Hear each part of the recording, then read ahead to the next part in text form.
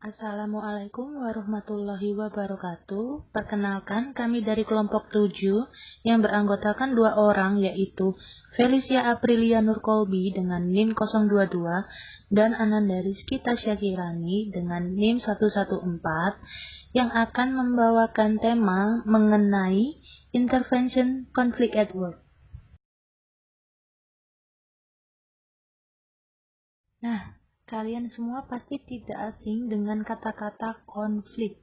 Ya, konflik merupakan sebuah proses interaksi antara 2 orang atau lebih dalam organisasi yang kemudian dapat menghasilkan pendapat yang bertentangan. Kemudian, konflik dalam organisasi merupakan hasil dari perbedaan pendapat mengenai alokasi sumber daya, tujuan, nilai, persepsi, dan kepribadian.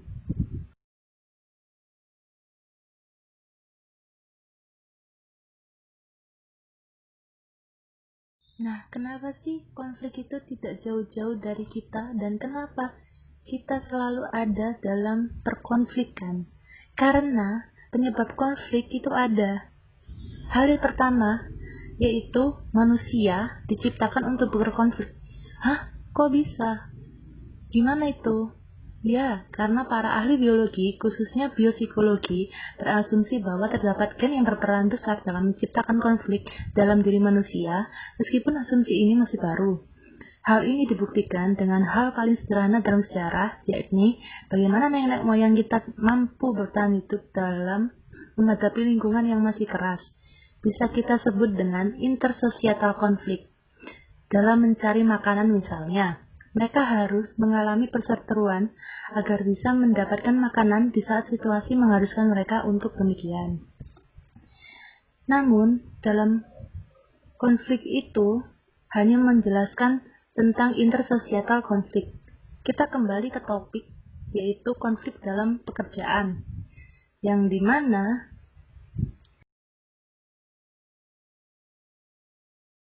hal-hal yang nampak pada konflik di tempat kerja, yaitu adanya keyakinan diri yang tinggi, kemudian kemampuan negosiasi yang ada dalam diri seseorang, kemudian kemampuan adaptasi di tempat kerja, serta adanya persaingan antar karyawan. Semua hal di atas merupakan perpaduan dari faktor biologis dan faktor lingkungan yang saling berinteraksi dengan baik. Kemudian yang kedua adanya dilema maturity-immaturity. Abraham Maslow berasumsi bahwa terdapat kebutuhan manusia untuk mengaktualisasi diri mereka di lingkungan seperti spiritual, intelektual, pencapaian fisik, serta pencapaian lainnya. Kebutuhan tersebut bernama self-actualization. Bagi banyak orang, tempat kerja bisa menjadi tempat untuk mengaktualisasi diri mereka dengan baik, misalnya saja dengan intelijensi yang mereka miliki. Oleh karena itu, banyak orang yang menginginkan untuk mengaktualisasikan diri mereka di tempat kerja.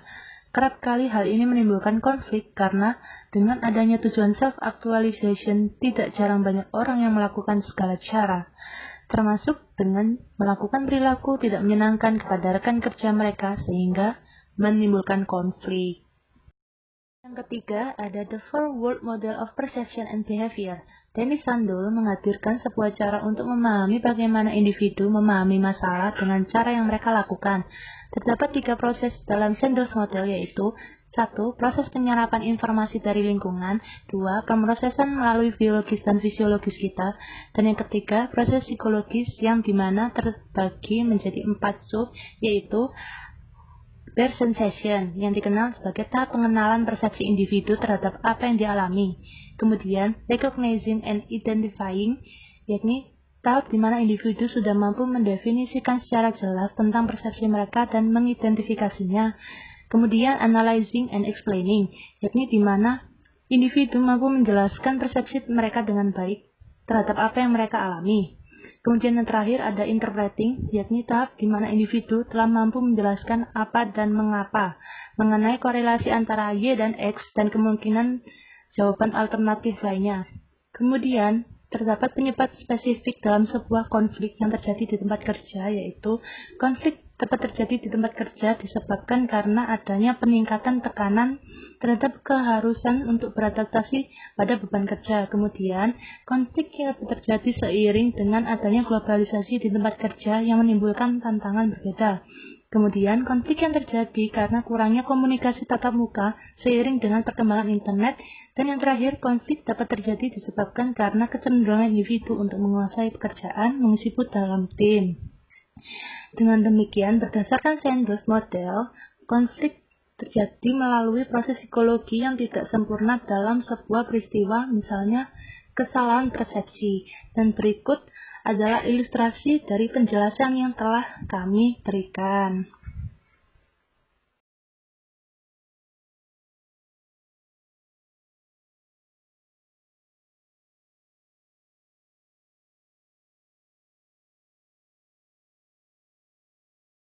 Kemudian ada beberapa intervensi konflik untuk mencegah serta mengurangi frekuensi konflik yang terjadi.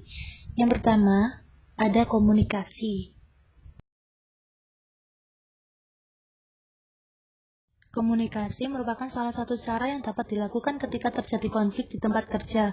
Hal ini disebabkan konflik dapat berasal dari komunikasi yang buruk dengan relasi di tempat kerja. Kemudian ada dua hal utama dalam intervensi konflik, yaitu memahami gaya konflik dan memahami pendekatan yang efektif untuk mengatasi konflik tersebut. Kemudian memahami mengenai negosiasi yang akan dilakukan untuk berkomunikasi dalam mengatasi konflik tersebut. Dilihat dari sejarah manajemen konflik, komunikasi bisa menjadi hal yang lebih penting dibandingkan dengan cara lain, karena dengan berfokus dengan apa yang dikatakan oleh pihak-pihak yang berkonflik, kita mampu menganalisa secara efektif dalam menangani konflik disertai dengan interaksi yang dinamis.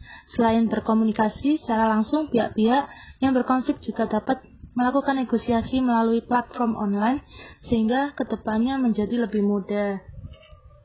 Kemudian, dalam komunikasi itu sendiri, terdapat beberapa cara dalam menyelesaikan konflik, yaitu conflict style, choosing style, identity goals, relational goals, combining style, sequential combination, simultaneous combination, dan yang terakhir contribution and limitation of conflict style and strategy research.